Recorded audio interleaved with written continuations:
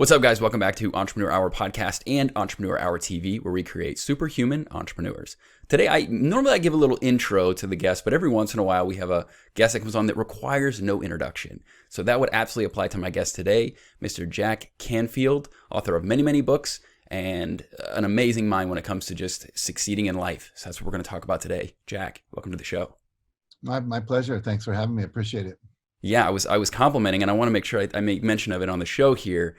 The amount of books in your library behind you, I'm impressed. I dig it. It's a great setup. That's about 1/5 of what I own. I've read 3,000 books. I actually had to add that up one day. Wow. Now people feel overwhelmed when they hear people like you, or I've heard Mark Cuban spends hours a day reading and so on and so forth. How do you craft or carve out the time to read that many books where it doesn't feel overwhelming? Well, when I was in college, someone said I should take a speed reading class, and so I did. And I learned to read very, very quickly, and I also learned to read for data, for information, for patterns. And so a lot of books today you read, you already know what half of what's in them, Yeah. but there's half you don't know. So I'm looking for that half I don't know, looking for patterns, and also looking to see what's one or two things I can actually do.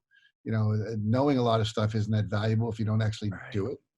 And while I've read 3,000 books, I think if I had to do it over again, I'd have read 1,000 and put more into action than I did at the time. Yeah. You had that experience, I'm sure, where you read a book, you underline it, come back to it a year later, you're reading your underlines, you realize you've forgotten half of what you underlined. Yeah. So it's more about application than it is. I totally reading. agree. But what I do now is I was reading a book a day for many years. But what I do now is I have this hour of power in the morning where I do 20 minutes of meditation, 20 minutes of aerobic or high intensity interval training exercise, and then 20 minutes of reading. And the 20 minutes of reading often turns into an hour of reading because I really get into it. But I do that. You know, you've seen all these books, Miracle Morning by Hal Elrod, Sure, yeah. 5 a.m. Club by Robin Sharma. If you get up early enough, you've got plenty of time. And one thing that fascinated me was that last year I wrote a foreword for a book called The Billionaire Secret. And it was a friend of mine who interviewed 21 billionaires around the world. It took him 3 years to be able to get to them because they're hard to get to. And one of the things he found was that every one of them, without fail, 21 billionaires in 17 different countries, 17 different industries, they all got up by at least 5:30. Some of them got up at 4:30 in the morning. They all meditated and they all exercised. I thought that was amazing. If we know what the habits of highly successful people are, these are the things we should be doing if we want to be successful as well. Jack, you say that, and it takes me back. I told you before we started recording here, I was watching a lot of your work on YouTube and just kind of perusing around, just making sure that I was fully up to speed on what I wanted to talk to you about today. And one of the things that you mentioned that I think is so profound, and maybe we get too nuanced with things, maybe we get too meta-specific with things, but you were talking about, correct me if I get the metaphor wrong here, but it was effectively a combination lock. And it was figuring out, okay, how do I succeed at life? Well, there's a set of principles, I think you found 64, 64, that you will succeed at life regardless of whatever that is. And I think that's kind of part of what we're talking about here, what you just mentioned, right? Like those are two proven modalities of what successful people do. So why is it that so many people, we get so entrenched, I think about entrepreneurs specifically, that's what my show is about, with, I got to grow my Instagram, I got to do this, and all those things matter. But sometimes what I often see is they're not doing the big picture stuff. They're not figuring out what that combination lock looks like. Why do we get so fixated on the wrong things? Well, I think there are the things you do in the physical level that you have to do, like you're saying, Instagram and LinkedIn and Facebook and, Pinterest and all those things you can do. You build your social media presence, learning how to write copy that's good, go down the list of things you need to do in today's world. Sure. But what's also important is who you become as well as what you do. And, I think Jim Rohn said, work on your being as much as you're doing. You want to be the kind of person who attracts energy to you. Yeah. I used to say, and I thank you for introducing me the way you did. I always said, I want to get to the place where all they have to say is, ladies and gentlemen, Jack Canfield. And I used to say that if I say, ladies and gentlemen, Robin Williams, he's going to come out on the stage. He's going to be a funny comedian. Doesn't need any introduction because you're just so excited about who he's going to be with you. Yeah. And so you want to be the kind of person. I took a training once. This woman said, you want to be the kind of person who, if someone just met you, and you were a plumber, let's say, they'd be walking away going, there must be some plumbing I need, because they'd want to interact with you again. And so basically, there's a lot of work we can do on the metaphysical plane as well as the physical plane. Yeah. You and I talked before we came on air about Joe Dispenza and people like that, where we know that if we get into our being and we visualize and we affirm and we create with our mind and we imagine what we want to see happen and we act as if it's already true and we come from that level of full belief, we can have miracles happen right in the moment. I set a goal many, many years ago to sell 1 billion books by the year 2020. Now it's 2020. We've sold at least 560 million that we know about. We know that Iran doesn't honor international copyright law. There are other countries. When I was in Tehran a couple of years ago, the guy came up to me at my one-day workshop and he handed me an envelope. When I opened it up, there was $10,000 in $100 bills, crisp US dollar bills. I said, "What's this for?" He said, "Well, we've been pirating your books for years. I didn't feel like I could come to your seminar today and not at least pay you some royalty." So we may have already reached that. I know we've had 1 billion readers because in China and India, people like 3 and 4 people will read one book. So the reality was, how are we going to get there? Yeah. And one day I found out that China they decided they're going to print these books for schools where they put English on one page and Chinese version of the Chicken Soup book on the other page. And they were teaching the kids to read English by doing a Chicken Soup for Soul book, because kids love those stories. They're inspiring. They're heartfelt. They're meaningful. They make you feel things. And so that wasn't in my strategy of how to sell 1 billion books, but it happened. And those miracles seem to come out of nowhere, like out of the blue. As one of my friends wrote a book called Out of the Blue. It's not out of the blue. It's all that inner work you're doing. And you and I know that when we think a thought, it sends out a radio wave, just like a radio station, to the entire world. We know that our thoughts travel a minimum of 250,000 miles, which is basically from here to the moon, because we've done thought experiments with astronauts where we've had them up in a space shuttle around the moon. And what happens is they'll open up an envelope that's numbered. There'll be a shape in there, and it can be one of 10 shapes they have. And they look at that for a minute while students at Duke University close their eyes and meditate and try to tune in on what the astronauts are looking at, and they get it right. That's crazy. That's 250,000 miles away with no radio amplification, no video. So we know that our thoughts are being broadcast. And what happens is we then start attracting people to us. We end up sitting on the plane next to them, standing next to them in front of Starbucks, et cetera. And then they become our business partners, our spouses, our clients. But you have to be doing that inner work, keeping your vibration high. Yeah. And within that space, putting in the images and the beliefs of what it is you want to manifest. Yeah. And I really want to dig into that. And I know I've got that outline for us to talk about more, because that's such a fascinating topic to me, and one that I feel like we talk about the physical aspect a lot, right? And the outcomes of what the physical efforts can provide, but we don't talk about the other aspects of what you're referring to, which is the metaphysical. So I definitely, that was an awesome teaser. I definitely want to get into that. Yeah, but let's go back to what you talked about with the be more, do more duality. Someone like yourself, in just using you as an example, that didn't have the peachy clean upbringing, right? Tough upbringing, right? With what was going on with your parental figures and what have you. A lot of people have a difficulty with the be more part, and they'll blame things like baggage, conditioning, so on and so forth. So from somebody that didn't have that kind of an upbringing that would have been conducive to the be more, so to speak, or you wouldn't at least think that, how do they break that, maybe it's called a domino effect of generational struggle, if you will, and not breaking that chain of evolving into the be more part before they can do more?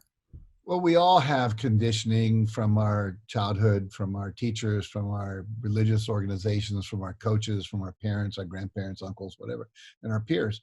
And we all have it. We all have disappointments. We all have traumas. We all have failures, etc., that we then made decisions as a result of that. I'm not smart enough. I can't do it. I don't know anybody. It's not safe to be enthusiastic. It's not okay to ask for what I want. It's not okay to make more money than my father. It's not okay to cry. We can go down the list. So if you went through, I don't know why I'm getting the image, but you see these movies where the guys in the army and they're on their stomach and they're going under barbed wire and it's all muddy and they come out, right? Now they're covered with mud. Well, what do? They take a shower. So we all have to take a shower as Mm. adults. It's our job to get rid of the mud that's encrusting us. When I was in Thailand about 20 years ago, I was doing a workshop for the government, and then I stayed for a couple of days to be a tourist, because how often do you get to Thailand? So I spent a day traveling around visiting Buddhist temples. And there's this one temple called the Temple of the Golden Buddha. Now, this golden Buddha is about 10 and a half feet tall, solid gold, worth about $126 million if you just boiled the gold down, let alone the artistic and religious value of being an iconic statue. Right. And there was a piece of clay in a frame right next to it that said in 1954, they did not know there was such a thing as a golden Buddha. They were moving this big clay Buddha, and they kind of dropped it a little bit because it was heavier than they thought. So the crane kind of slipped and it came down and a big crack went through it. And what they discovered when they looked inside was this golden Buddha. They didn't know it was there. And they think that about 300 years earlier, the Burmese were attacking Thailand, and they covered up the gold with all this clay so it would look worthless, so they wouldn't melt it down and steal it. Well, they killed all the monks. So the monks, the secret died with the monks. Here was 300 years later, they find it. Now, that night I'm having dinner with my wife, and we're talking about it. And she said, Jack, that golden Buddha is like every one of our clients. Inside of everybody's this golden essence, this incredible creativity, this intelligence, this brilliance, these skills. Yeah. But it's covered over with fear. It's covered over with limiting beliefs from their childhood. Yeah. So our job is to get rid of the clay and let the natural self out. It's more about letting out what's already in there than it is about putting anything new in. And the word education comes from the root word educare, which means to lead out. So unfortunately, we've been pouring in, but not leading out the essence of who we are. I remember when I discovered neuroplasticity. That was such I grew up extremely ADD, and I feel like that was always going to be my curse, that would be the reason why I didn't ever achieve the things that I maybe wanted to achieve. And so learning about neuroplasticity, I kind of just like really, really dug into that. So in terms of change, right, and being able to do that, being able to take the shower, as you mentioned, there's a concept, an equation that you gave us, E plus R equals O. And there's like some physiological things that you did. And I've actually done this experiment before, so I knew it wasn't a hoax. But basically people hold their arm out and they tell something that they either believe or they don't believe, or they'll make a negative statement like I can't do something, or an empowering one like I can. And the rigidity or their actual strength of their muscle will change contingent upon whether it was a lie, was factual, whether it was, empowering versus a disempowering, whatever statement. So in terms of making those statements and making this practical and taking that shower, what do some of those things look like? Because what I was thinking when I heard the E plus R equals O, you talked about that. If I don't believe that statement, if I at a subconscious level have just been wired to have that baggage or to believe certain things that are false narratives, and we tell ourselves false stories all the time. It's the power of the emotional brain. It's irrational, right? So is it, I've talked a lot about neurolinguistic programming on this show. Is it digging into the subconscious? Is it conscious level speaking to the subconscious level in the emotional language? What do people do to actually reconcile that, to get to the gold underneath that clay? Well, first of all, let's explain what E plus R equals O equals, because half of your listeners don't know. Sure. So it says event plus response equals outcome. So basically, there's events in life. So there's a recession, you get fired, your wife leaves you, someone embezzles all your money, someone gives you a bonus of $5,000. Those are all events. It's how you respond to those events that determines the outcome you experience. Most people, when they don't get what they want, they blame the event. They blame the government, they blame Wall Street, they blame the recession, they blame the coronavirus, whatever it might be. And so the reality is those things just are. And a lot of things like the coronavirus and Wall Street, they're for everybody. Why is it that some people get really rich during those periods of time, a lot of people don't? So what we have to realize is that it's our response. It's our thoughts, it's our images, and it's our behaviors, what we say and do in response to the event that determines our outcome. So basically what happens is our beliefs, and this is the sad thing about beliefs. If you haven't read The Biology of a Belief, anyone watching this or listening to this, by Dr. Bruce Lipton, because what he tells us is your beliefs will always be validated by your perception. You're going to see things that prove that your beliefs are right. The question you have to ask yourself is, are these beliefs creating the life I want? If you're poor and you believe that, well, it's the government's fault, or it's the rich people's fault, or, I live in Kentucky, nobody makes money in the coal mine, whatever it might be. I grew up in West Virginia, so I know that's not true. But the reality is that you have to just ask yourself the question, do I have what I want? And if you don't have what you want, you can bet your bottom dollar that your beliefs aren't working for you. And so then it becomes a question of, am I willing to explore my beliefs? And there are a number of things now that we use in our work. And I'll just share two of them really quickly. Number one, I will get people in an exercise where I ask them to close their eyes, think about something they want that they don't have. Where are you stuck? And then what we do is we have them scan their body to notice where are they, what's the motion they feel with that, and where do they feel it in their body. Now, let's say I feel when I think about not being able to manifest $1 million a year, or get a relationship to work, or lose 20 pounds or whatever, I might experience a band of pressure across my chest. And then we say inside that band of pressure, there's a feeling, an emotion. What is it? Well, maybe it's sadness. And we say, now I want you to go back to the earliest time you can remember feeling that same band of emotion and that same feeling, that same physical sensation. Everybody goes back to sometime between 3 and 8 years old. Then we say, where are you? What's happening? What decision did you make about yourself or about life? Everybody gets in touch with this. I had a woman who was an Olympic level athlete, but she never was succeeding when she was doing the kind of work, competitions. Great in practice, not in competition. When we did this exercise with her, she went back to when she was 10. She would come home from swim practice, and her mother would, let's say come home from a competition, she had medals and trophies, and her mother would never display them. All the other kids' houses she would visit, they'd be on the bulletin board, on the kitchen cabinet, whatever. I said, Mom, how come you never display my medals, my ribbons, my trophies?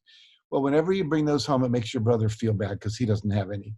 So she decided at 11, when I win, it makes people I love feel bad. So now here she is 10 years later, not remembering she made that decision. She gets in the pool and something gets in her way of doing that. Now, then we redecide, and I'm not responsible for my daughter's feelings. We don't have to live our life from decisions we made as a kid. Sure. The latest breakthrough for me is something called aroma freedom therapy, which is blowing my mind right now. And I only ran across it about a month ago. There's a guy named Benjamin Perkis. He wrote a book called AFT, Aroma Freedom Therapy. And what he discovered was, when you are holding a negative memory of the past, sometime when you were rejected, hurt, traumatized, the kind of things we're talking about, sure, where the beliefs come from. If you take an essential oil, there's 3 different essential oils they use, you rub it in your hands and you put it up here and you smell it, take about 6 deep breaths into those feelings, into the sensation. What happens is the olfactory nerve goes into the past the amygdala where fear lives, into the hippocampus, and it creates a positive feeling. Like if you remember the perfume of your favorite girlfriend who you loved, and you start to feel good. Maybe you worked in the garage with your grandfather on cars when you were a kid, and you had that smell of grease and oil and gasoline, and you smell that and you go, oh, that was a great time with my granddad.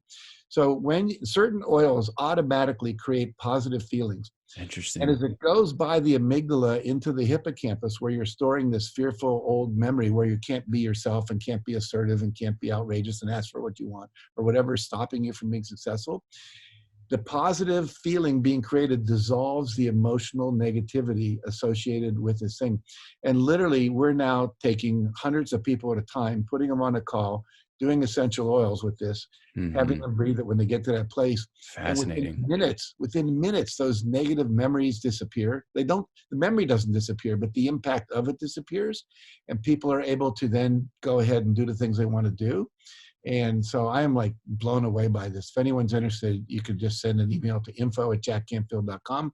I'll send you information about this, tell you where to get the oils. But I am like now, my whole life has been devoted to how do you go further and faster with less effort. Yeah. This is the most effortless thing I've found for dissolving. Wow. I am fascinated to do it myself because I did RTT, which I had a similar experience where it was like boom, quick, that change. But here's the thing: it takes a while to lower to the out to alpha or theta, right? Rather than to make that shift, and some people kind of resist it. So this seems like it can happen more at a intentional or rational level that promotes an emotional effect or change or mental shift, neurological rewiring. What I didn't know until I got into this work is that the oldest part of the brain we have is smell, the olfactory bulb. Right. Because in the old days, an animal has to be able to smell there's a predator or there's prey if I'm hungry. And we smell something, it immediately tells us we're attracted to it like a rose, or we're repulsed by it like the smell of bacteria eating the flesh of a dead rat or something. And so it really is a survival mechanism. Yeah. And so it's the most powerful, quick way to change behavior, change mental structures in the brain. And I just feel like we're on the cusp of a revolution. I used to have a phrase I use a lot called "suffering is optional." You know, a little pain, a little work is required, but suffering is no longer required at all. Yeah, I've said that. I don't know if you would agree with this statement or not, but we've done all these amazing things through technology. And I said that the next big interface for us to augment and to improve is the human interface. And I just feel like that's something that's been neglected for a long time. Would you agree with that? I would totally agree with that. That, you know, we always say we've been exploring outer space. It's time to explore inner space. Yeah.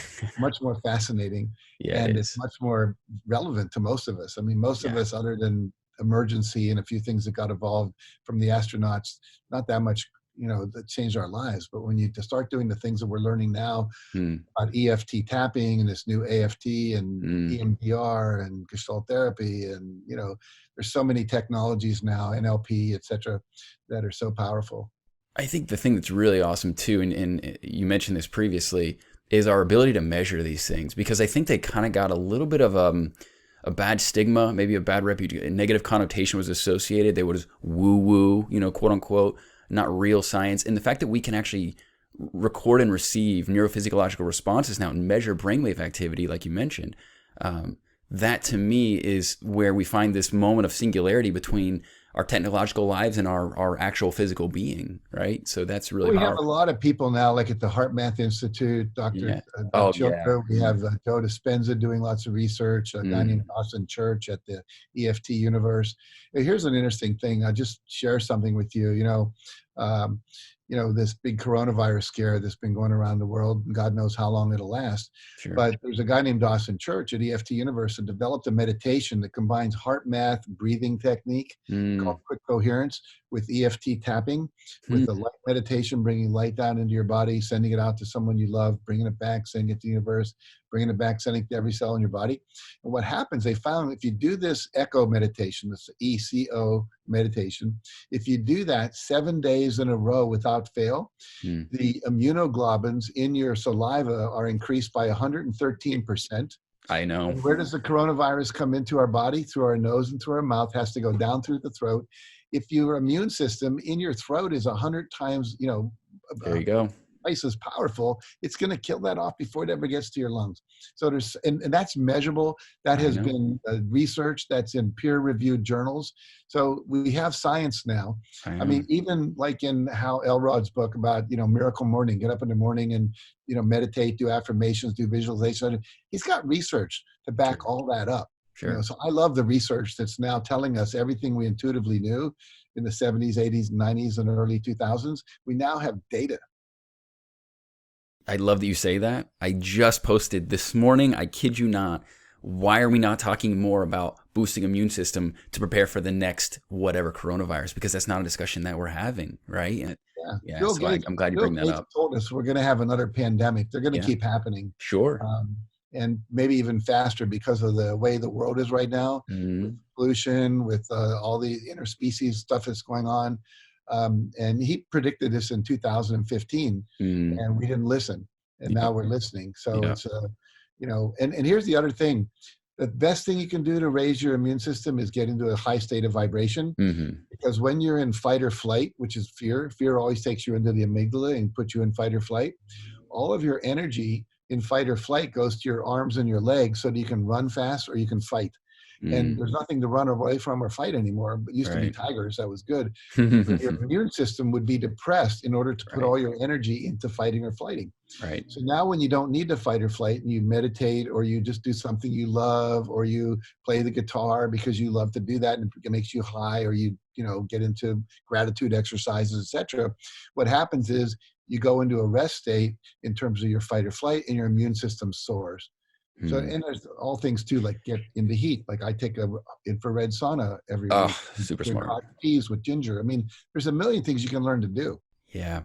I just had a conversation yesterday with a doctor friend of mine, and he said that these people are coming in and they're having thyroid issues, and they're giving them medications that coincide with that. But what they're not recognizing and addressing is the underlying stress issue, the chronic stress issue. So, in effect, the medication is actually causing Hashimoto's because they're not treating the real problem, which is the stress.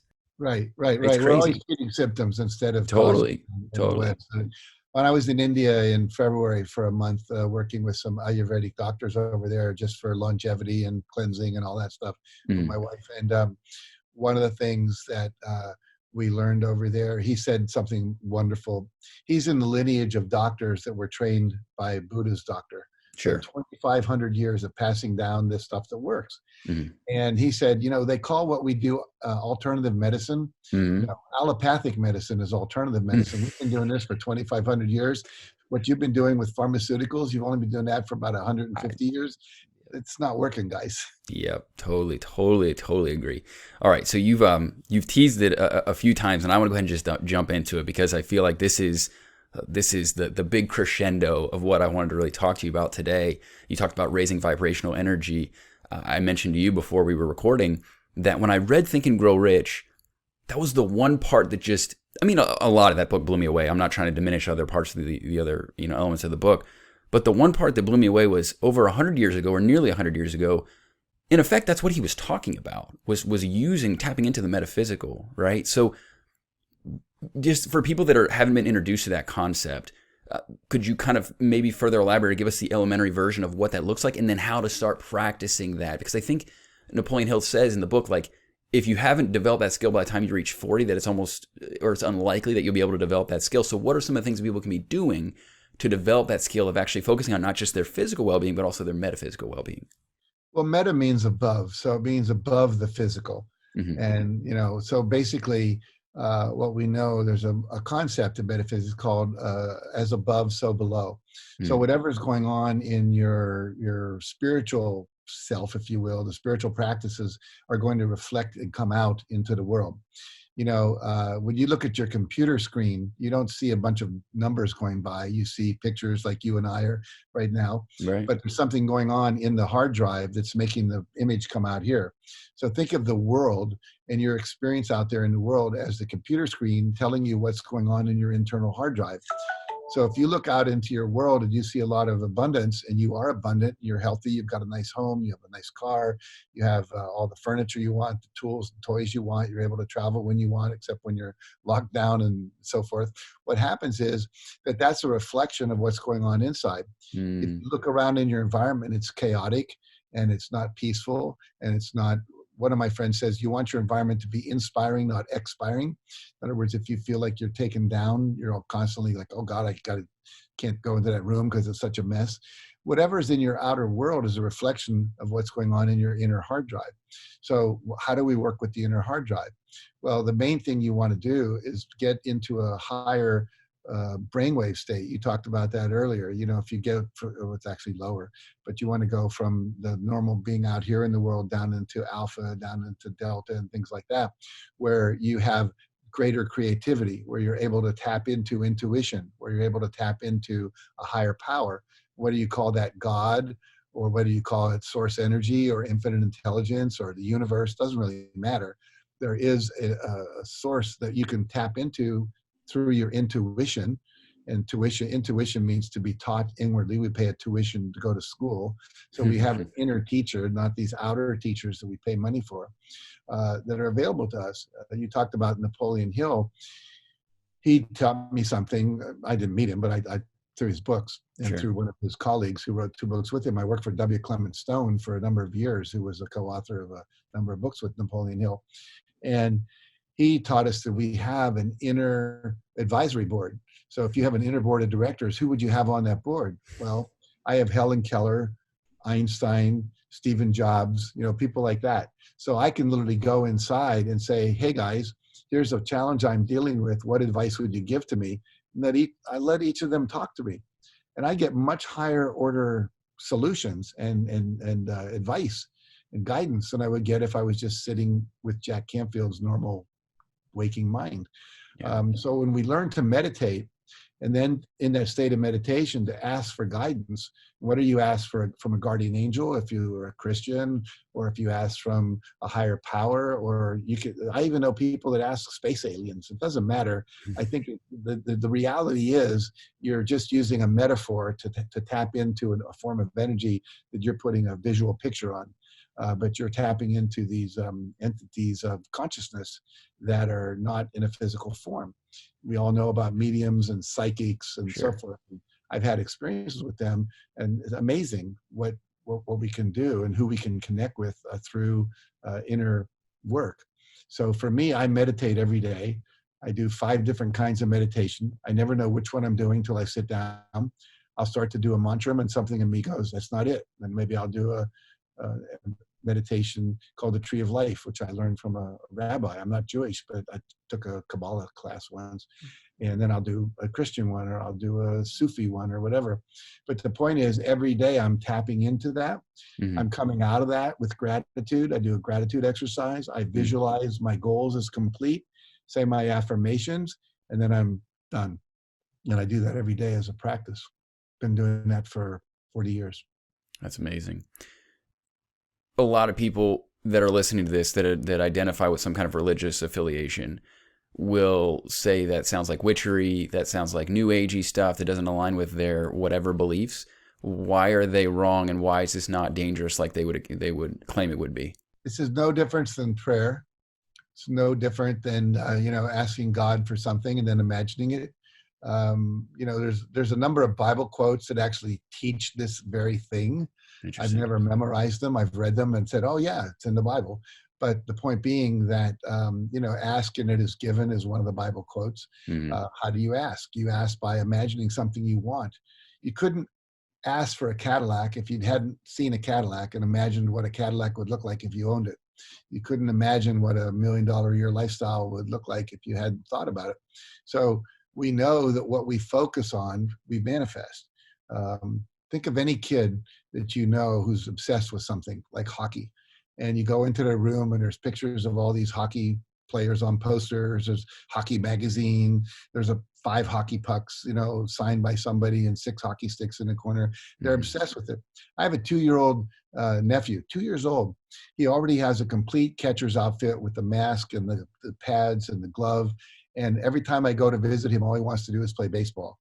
And so it's in him to do that which he wants to do. He's obsessed with it in a sense. That's all he can think about. All Steve Jobs could think about was putting a computer and a cell phone in the hands of everyone in America. Bill Gates wanted to have Microsoft in every computer, and even in my Apple, I have Word and Excel and so forth. So I think there's nothing wrong with wanting stuff. I think the thing is what you want to do first, and I do this in my workbook, the Success Principles workbook, is to say you want to have your wants aligned with your purpose and your vision. So, we take you through 17 steps. And the first step is to take 100% responsibility for your life, to realize E plus R does equals O, and you're responsible for your R. The second is to clarify your purpose. And there's a link to a guided visualization that you can do online. It helps you get in touch with your purpose. There's 2 paper and pencil things you can do in there. They'll get you in touch. Then you get your vision and your goals. And your goals, if they're not aligned with your purpose, as Stephen Covey said, you're going to get to the top of the ladder and find out it's leaning against the wrong wall. We don't want to do that. So you want to make sure your goals are taking you where you're meant to go. And a lot of us are chasing fame and fortune. We know a lot of people that are wealthy and famous that are not happy because they're not doing what they're meant to do. We all have skills and talents and predilections of what it is, like my nephew, the baseball player. like someone else who just wants to play their guitar, someone else who was playing video games for years and their parents thought they were wasting their time, and now they're a champion video gamer making $1 million a year. Or we find that the American tanks in the Army are all like playing a video game now inside. Yeah. So who knew what we were getting ready for? So follow your bliss, follow your heart, do what you want to do, but set your goals so that they're following that thing of love, not that just money and power. Yeah. Yeah. I think that's beautiful. You mentioned a workbook. Is there a link specifically that you want me to include that people can go to check that out? Yeah. First of all, I'll show everyone a copy. So when you get to Amazon or Barnes and Noble, you'll know what it looks like. And that's got a picture of me on it there. But basically go to thesuccessprinciplesworkbook.com/order. And if you can't remember that, just go to jackcanfield.com. It'll pop up on the page. And the reason I ask you to go there rather than straight to Amazon or Barnes & Noble is that you'll get a couple free bonuses, one of which is an 1.5-hour seminar, me teaching what I call the Success Principles Masterclass, which covers most of the things that are in the workbook. So it'll give you a context for why you're doing what you're doing. Also, you can download the first chapter of the book. So while you're waiting for it to come in the mail, you have it. I really recommend the hard copy. It's a paperback copy rather than a digital because there are worksheets you want to write in the book. I wanted to call the book, Don't Read This Book, because really I don't want you to read it, I want you to do it. Yeah. And I promise you, if you do the 17 chapters in a row and do the worksheets and do the exercises that are taught you there, you will not be the same person. It's like going through a car wash. You're going to come out more empowered and more effective at creating the life you want. And that's where you go, the Success Principles workbook.com/order or the Success Principles, jackcanfield.com. Yeah. And I will say this, Amazon sold out of the book in 2 days.